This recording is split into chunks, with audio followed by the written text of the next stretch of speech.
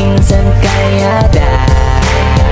Hello mga kalingap, isang magandang umaga po sa inyong lahat. At yan, kung bago pa lang po kayo sa aking YouTube channel, ako po si Vincent Calyada.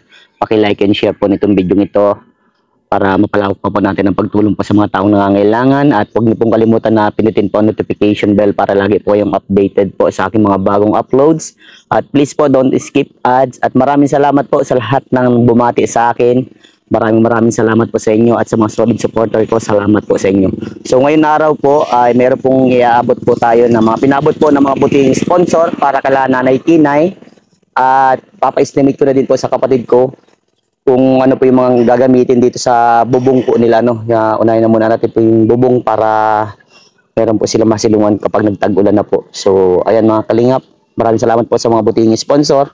At yung kay Nanay Tinay po na pera, ayun po yung gagamitin natin sa pambili po ng mga gamit. Tapos yung nandito po sa akin, ibibili na din po natin para kumbaga naipon na po. Para konti na lang yung ano, tapos kung ilang araw tatrabahuin po. Ano, tara mga kalingap. Ayan mga kalingap, at yun, maalis na si Jeremy dito kala Nanay Tinay. Dahil nga po nagkaroon ng problema si Kevin tapos si Jeremy. So ayan, at away bata. So mas pinili na lang ni Jeremy po na umalis. At doon ko muna siya papatirahin po sa bahay mga kalingap. Yan na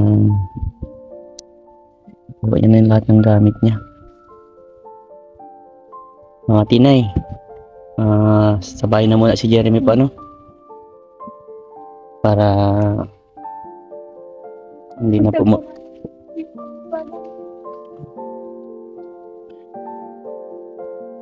para maging okay po nanay, para hindi na po maglala yung sitwasyon. Ano po?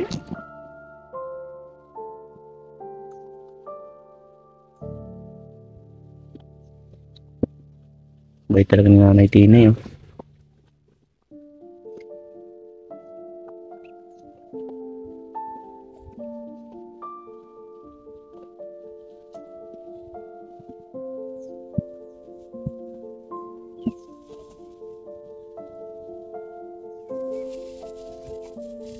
Para hindi na po sila ano pa ulit na away bata po yan. Pilit naman natin pinag-aayos, kaya po tayo magagawa. Nagdesisyon na din si Jeremy na aalis na po dito.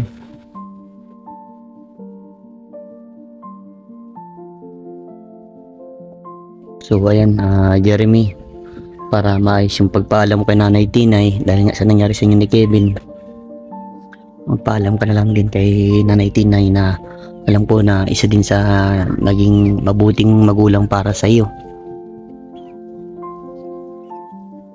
Tinay, huwag mo pong isiping malalayo ko sa inyo. Nandito pa rin po kayo, kaya sa malapit lang po, hindi mo kuya bitin, malapit lang po yun, andyan lang po sa kabilang pwede po kayong pumunta kung gusto ninyo. Saka ano po, sana kung ano po yung pagtrato nyo sa akin bilang anak mo, sana ganun din po kay Kevin. Kahit na hindi mo po maintindihan yung pag-uugali niya, kahit na basta kung anong turing niyo po sa akin, ganun lang din po ang ituring niyo sa kanya. Mahalin niyo na lang din po siya. Hindi naman po ganyan habang buhay, magbabago rin po si Kevin. Mamahalin niya rin po kayo, pati mga kapatid niya, igagalang niya rin po kayo. Yun lang po, sana ano po, huwag niyo pong kalimutan dahil aalis na ako dito. Tulad nga po sabi ko, pwede po kayong pumunta din kapag gusto niyo kasi malapit lang po. At lalo na po ang sila Tintin, yung mga bata po. Lalo na po yun, iiyak po yun ng sobrang iyak po yun kung nalaman po. Yun lang po. So nakausap po kasi po yung mga sponsor na dapat nga tutulungan kayo dito nanay sa panggawa ng bahay. Ano nangyari ba nga po, di ba, nagkaanoan si Kevin tas siya, nandito ako at na siyempre kinausap po din yung sponsor na ayun nga, ano na lang daw kay Jeremy, itulong na lang daw po. At yan nga, si Jeremy ay may pinagdadaanan din baga po. Nagbakasakali siya dito na okay ang magiging buhay niya, syempre ganun din talaga po na nagkakaroon talaga ng minsan away. Pero kung hanggang sana kaya sanang pag-ayos sana po. Ito, pinili man ni Jeremy na umalis na lang po. So, susundin ko po yung gusto niya.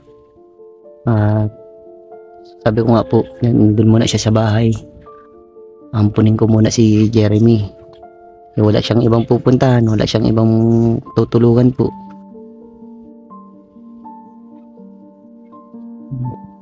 Iyak si Jeremy.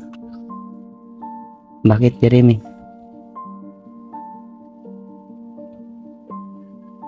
Bakit? Mamimiss ko lang po yung mga araw na ano po. Lalo po yung mga bata. Masaya po kasi lang kasama. Parang nakakapagaan po lagi ng loob kapag kasama siya.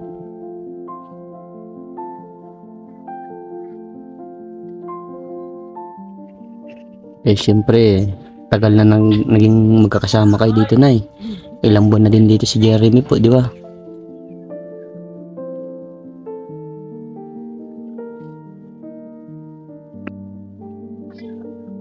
Basta ang pangarap ko lang sa ito, magbago ako.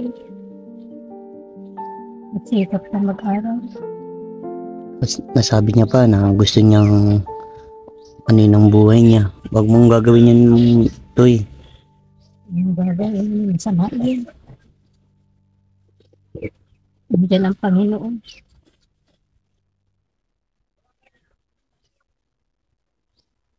May awa din ang Diyos.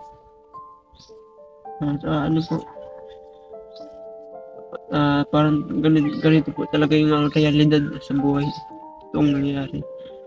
Yung hindi mo po talaga inaasahan na ganito. Yung sa tingin po sa sarili mo, panatag ka na po, palagay ka na sa sitwasyon mo. Kasi yung bigla na pong mangyayari ganito.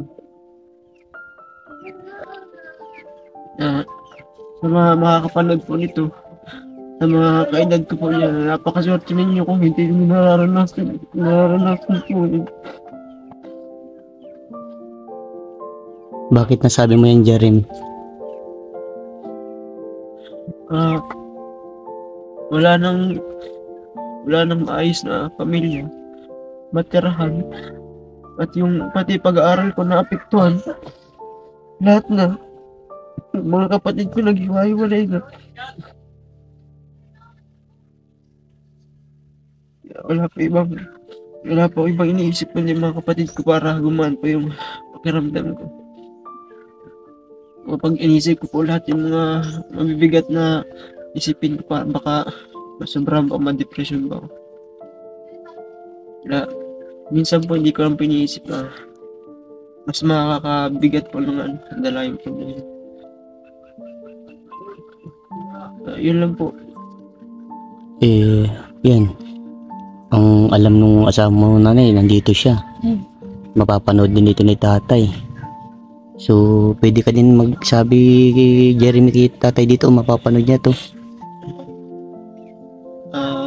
Tatay, Papa Kenny, mapanood mo po ito. Sana, diba ayaw mo pa akong paalisin dito. Ang sabi mo po, anak na po ang turing mo sa akin. O yung pangalan niyo. Sana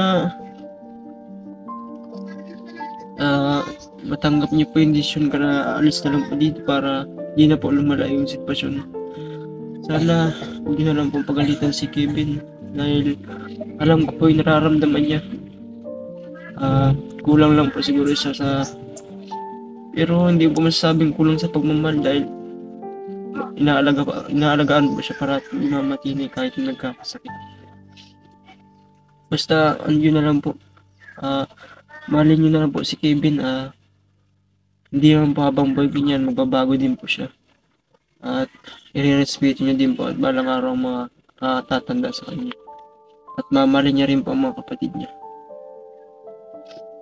Kay Kevin, kahit pa paano tumulong sa iyo, anong masasabi mo sa kanya? Alam ko na nagkaroon kayo ng hindi magandang pagkakaunawaan, pero pinakamaganda yung magbigayan, magpatawaran, kasi Yun ang isang pinakamaganda sa isang tao, nagpapatawad. Usap na din po kami kanina. Anong masasabi mo kay Kevin at mapapanood niya rin to? Mapanood ko ni Kevin.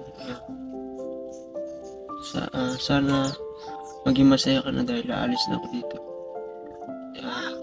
Sana maalala mo yung kaunting pagsasama natin. Yung araw na lagi tayong magkasama pag aalis dito. Yung time na naligo tayo, magkakasama tayo. Hindi ko alam kung bakit iba yung ihip ng hangin. Naging iba yung pakikitungo mo sa amin. Pati sa magulang mo. Sana balang araw magbago ka rin. Sana maisip mo lahat ng mga sinasabi namin sa iyo.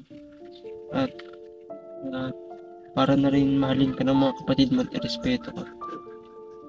Yun lang po. Maraming salamat din para sa pagpapatuloy mo dito. Ngayon ikaw na matutulog dito kahit solo ka na lang dito. Ikaw po, Nanay Tinay, ano po masasabi niyo kay Jeremy, Nay? Sabi ko lang po, mag-ingat ka. Mag-aral kang mahal. Yun po. Hindi mo lang kami kalimutan. Yun po.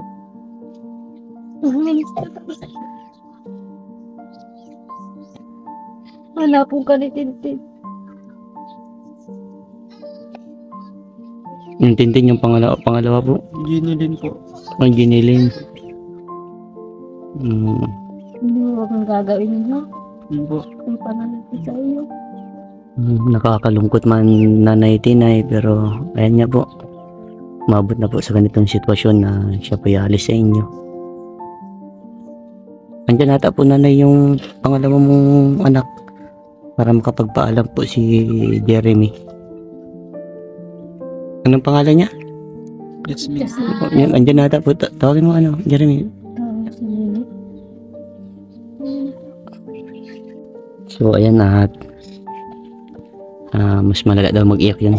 So, ito, Jeremy, i-tricycle na lang at dito ka siya sa motor ko. Dami palang gamit din, Tricycle na lang, maghanap pa na doon ng tricycle. Hintayin kita sa bayan at alam mo naman bakit dun sa bayan, Anong muling mensahe mo kay Nanay Tinay? Matinay. Ngayong maalis ako dito. Huwag niyo pong sana huwag niyo pong ma-miss yung mga araw na naglalabingan tayo kasi yun po ang mas isipin niyo. Makakadagdag po sa problema niyo. Isipin niyo na lang po na nandiyan yung mga anak niyo. Sila Kevin, yung dalawa pong bata. Sila na lang po ang punuin niyo ng pagmamahal. Alagaan niyo din po sila kung paano niyo po alagaan. Yun lang po. Maraming salamat din po.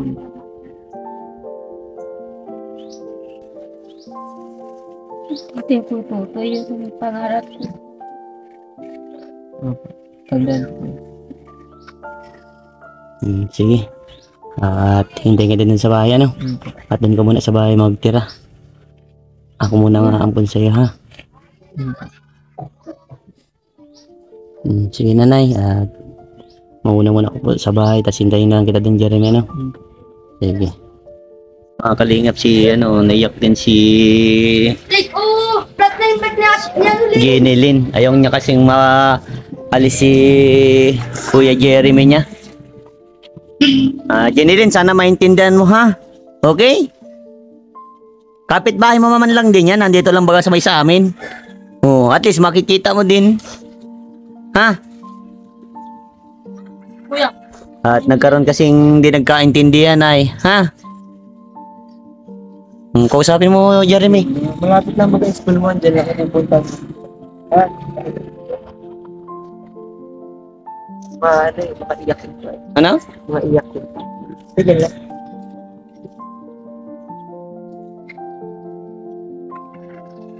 Malapit pa lang school mo, pupunta na lang.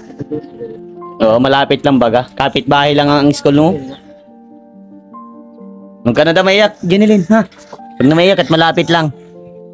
Pupuntahan ka man daw sa school nyo. Angel ang school mo, pupunta na lang. Hindi mo na ako makakatabi pagtulog. Kulat na yung bike ko. Ang dali ko. Anong masasabi mo kay Kuya Jeremy mo? Dadalawin mo si Kuya Jerry mo kasi malapit lang. O, huwag ka na mag-iyak ha. Halos kapitbahay lang ano. Kaso ang kapitbahay dito, malayo ang pagitan. Pero kayang-kayang puntahan ano. Oo, naiyak. Huwag na maiyak ha.